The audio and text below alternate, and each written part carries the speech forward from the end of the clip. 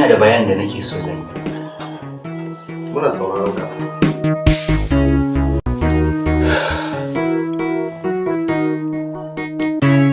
Ina so zan musulunta.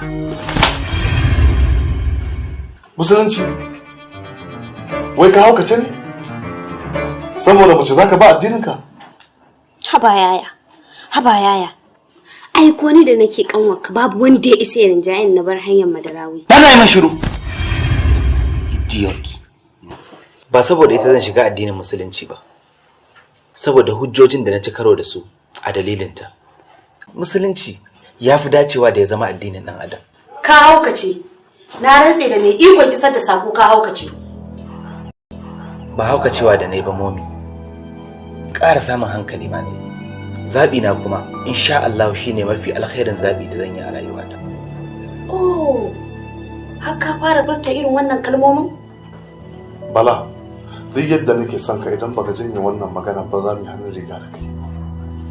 Ni duk abin da nake so a wajen mahalicci Badarawi ya isar da sako kuma na samu.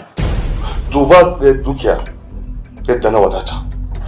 Wannan butulcin ba zai faru a gidana ba a ce ɗana ya bar addinin da nake bi. Idan baka rabu da maganar shiga musulunci ba za mu rabu da kai har abada. Za ka bar gidana za ka rasa damar kirana baba. Kuma zai fi ƙarfinka ka mori ko sisin kwabo daga cikin abin da na mallaka. Yanzu dadi za ka iya korata? Kafin na kore ka ma sai na tabbatar baka fi da ko riga ba in dai akan wannan maganar.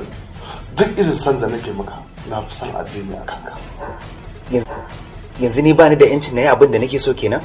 Kana da yanci kuma ni ma ina da yancin kore duk wanda nake so daga gidana. Dadi, kai haƙuri kar ka kore shi. Kai kuma yaya ka bar wannan maganar dan mahalicci.